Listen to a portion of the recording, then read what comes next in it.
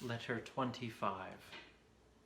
My dear Wormwood, the real trouble about the set your patient is living in is that it is merely Christian.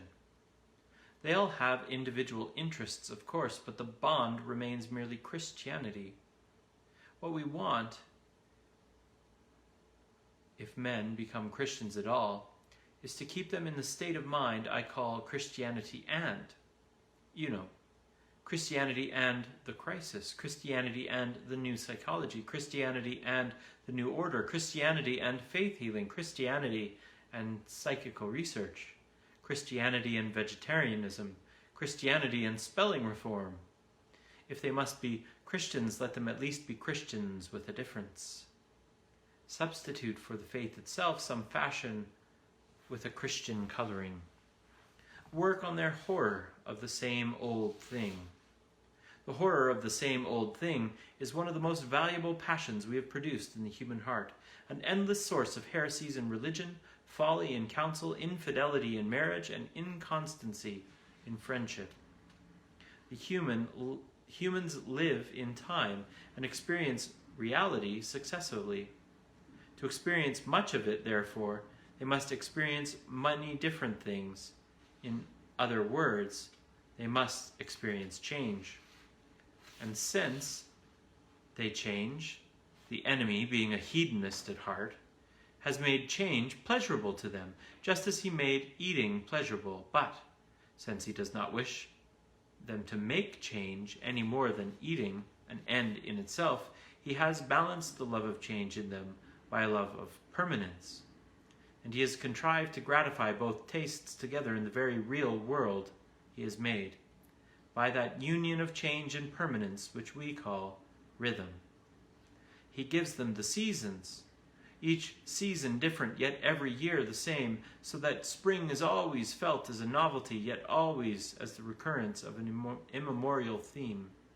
He gives them in his church a spiritual year, and they change from a fast to a feast, but it is the same feast as before.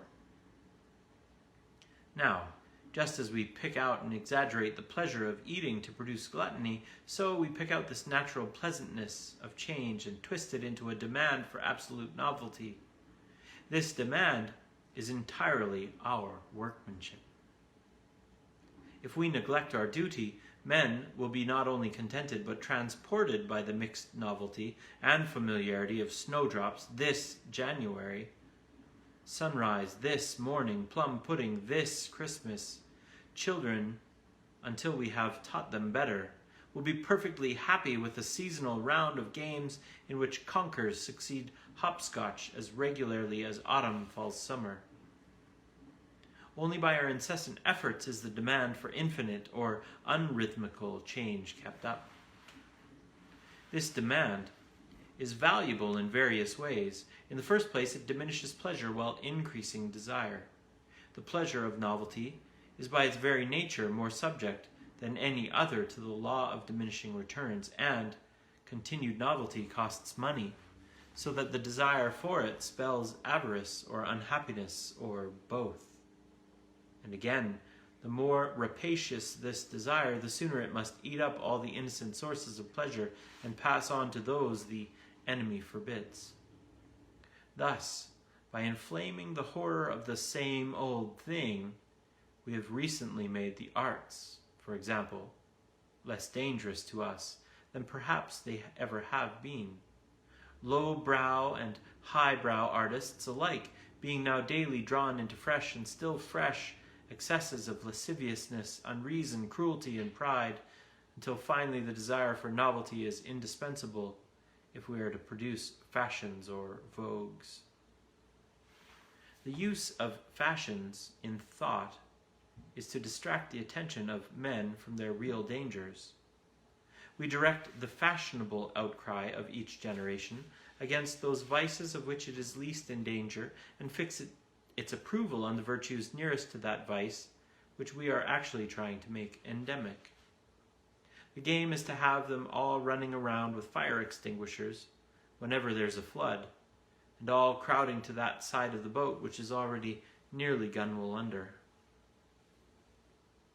Thus, we make it fashionable to expose the dangers of enthusiasm at the very moment when they are all really becoming worldly and lukewarm. A century later, when we are really making them all Byronic and drunk with emotion, the fashionable outcry is directed against the dangers of the mere understanding. Cruel ages are put on their guard against sentimentality, feckless and idle ones against respectability, lecherous ones against Puritanism, and whenever all men are really hastening to be slaves or tyrants, we make liberalism the prime bogey. But the greatest triumph of all is to elevate this horror of the same old thing into a philosophy, so that nonsense in the intellect may reinforce corruption in the will. It is here that the general evolutionary or historical character of modern European thought, partly our work, comes in so useful. The enemy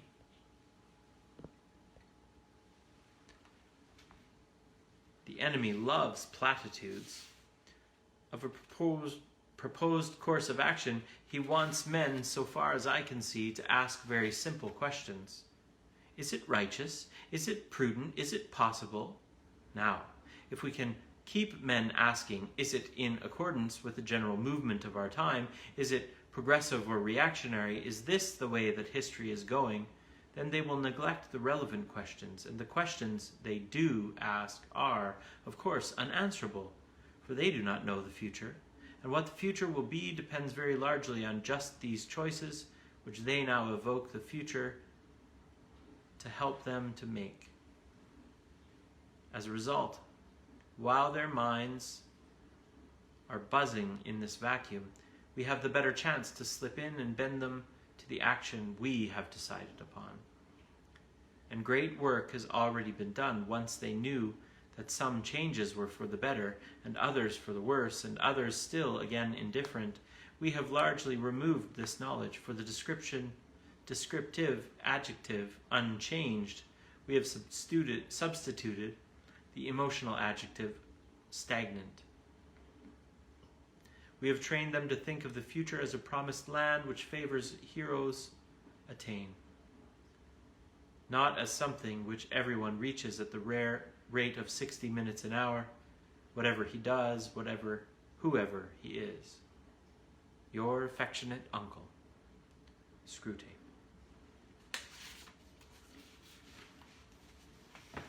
Good night, friends. Good night, Joe. Good night, Barb.